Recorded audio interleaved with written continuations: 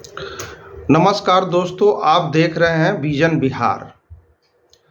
और जनगणना की सियासत मंडल बनाम कमंडल की ये रफ्तार अब इस तरह पकड़ ली है कि जिसे रोकने के लिए भारतीय जनता पार्टी और संघ परिवार के पास कोई दूसरा रास्ता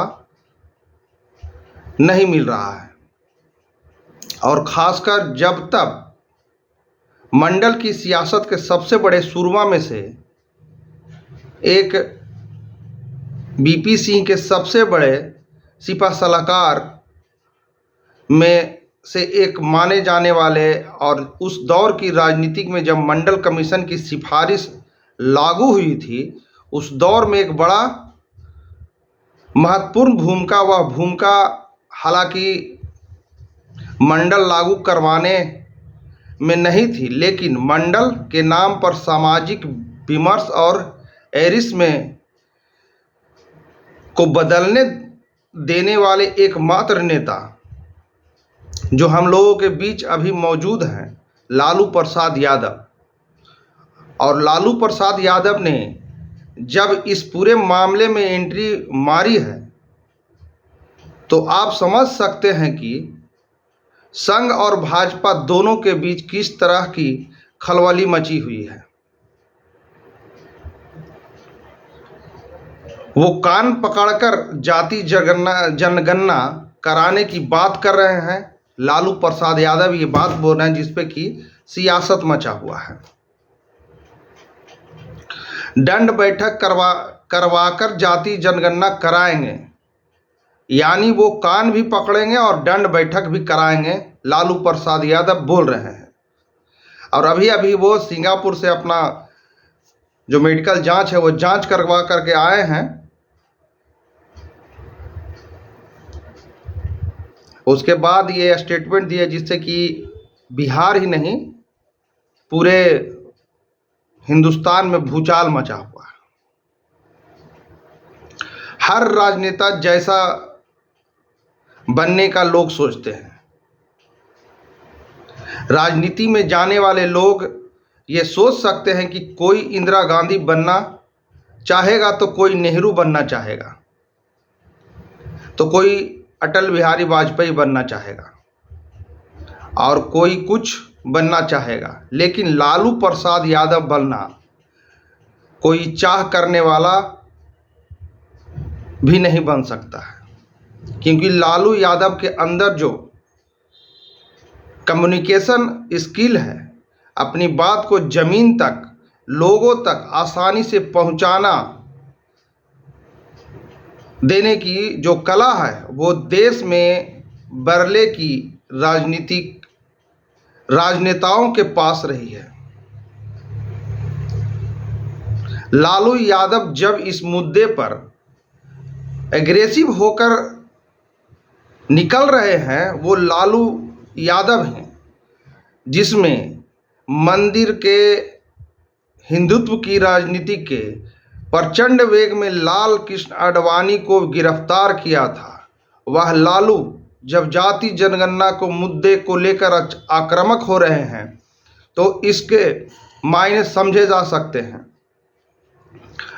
मायने इसलिए भी समझे जा सकते हैं क्योंकि कास्ट सेसर की राजनीतिक मंडल पॉलिटिक्स नरेंद्र मोदी के उभार के बाद जब नए सिरे से आगे बढ़नी शुरू हुई है, तो अब तक यह दिखाई दे रहा है कि यह उत्तर प्रदेश और बिहार की सीमाओं में कम से कम हिंदी भाषी भारत में और इसलिए बंधी हुई है क्योंकि उत्तर प्रदेश में एक ही पार्टी है, बिहार में एक पार्टी है और इन दोनों पार्टियों का सीधा सीधा अलायंस राहुल गांधी की कांग्रेस पार्टी से है, जो इस मुद्दे को बहुत मजबूती से उठा रही है। लेकिन सवाल यह है कि क्या इस दायरे के बाहर जहां भारतीय जनता पार्टी तकरीबन क्लीन स्वीप कर चुकी है, लेकिन मंडल पॉलिटिक्स की संभावनाएं मौजूद है। ऐसे मध्य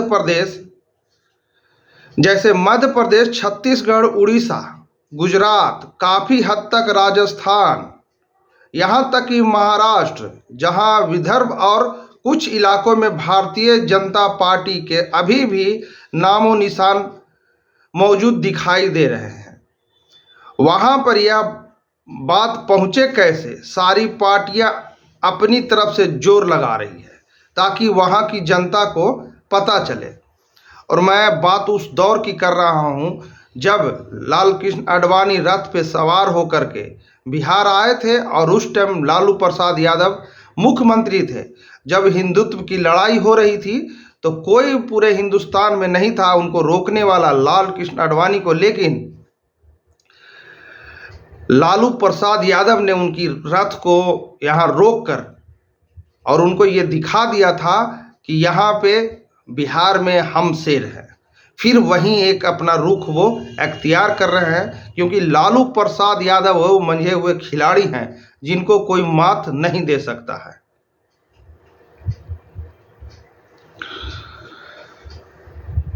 जैसा कि आप सबको पता होगा कि लालू प्रसाद यादव अभी स्वास्थ्य चेकअप करा के आए हैं। पहले जैसा नहीं, सार्वजनिक जीवन में उनकी बड़ी भूमिका वो नहीं निभा पाते हैं, लेकिन इसके बावजूद भी उनका एक कम्युनिकेशन की, एक सामाजिक न्याय के आंदोलन के योद्धा की वो जो उनकी छवि बनी हुई है, उस छवि को कोई मुंह तोड़ जवाब नहीं दे सकता है। भाजपा के लोग उस छवि की ताकत को जानते हैं। संघ परिवार के लोग अपने चुनावी हिंदुत्व के मोहरे को कई बार लालू यादव के सामने उस मोहरे को पीटते हुए देखे हैं। चाहे 2015 के आरक्षण का मोहन भागवत का बयान ही क्यों न हो, किस तरह से बिहार में उस साल के विधानसभा चुनाव में उन्हें क्रैश किया गया था, वह सबने देखा। तो लालू यादव इस मुद्दे को लेकर जब अग्रेसिव हुए हैं, दंड बैठक और कान पकड़ने की बात, लागू करवाने की बात, जाति जनगणना कराने की बात कर रहे हैं, जनता तब क्या भारतीय जनता पार्टी के ऊपर दबाव बढ़ रहा है? जाति जनगणना का यही कई सारे सवाल आकर जुड़े रहे हैं। सवाल, भारतीय जनता पार्टी क्या जनगणना कराएगी?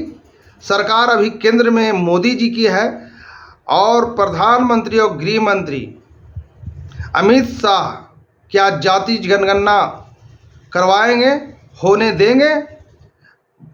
भारतीय जनता पार्टी का चुनावी हिंदुत्व कैसे बचेगा? संघ परिवार का एजेंडा कैसे बिखरने से बचेगा?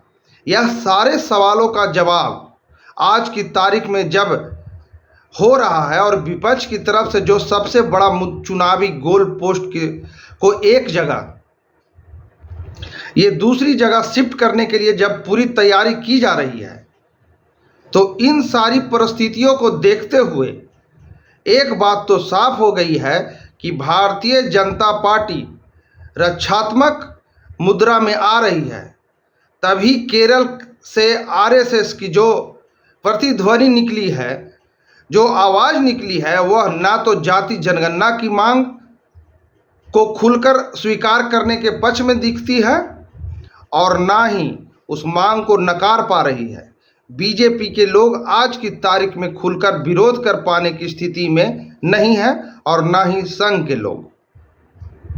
जब विरोध कर पाने की स्थिति में नहीं है तो जाति जनगणना हो क्यों नहीं हो रही, यह एक बहुत बड़ा मुद्दा और बहुत बड़ा सवाल है। लेकिन कल जब नीतीश कुमार से तेजस्वी प्रसाद यादव मिलने चले गए उनके सचिवालय ऑफिस में, मुख्यमंत्री ऑफिस में, तब एक बार फिर बिहार की राजनीति गर्मा गई और कहा यह भी जा रहा है क्या भादों के महीना के बाद एक बार फिर बिहार में सरकार चेंज हो जाएगी।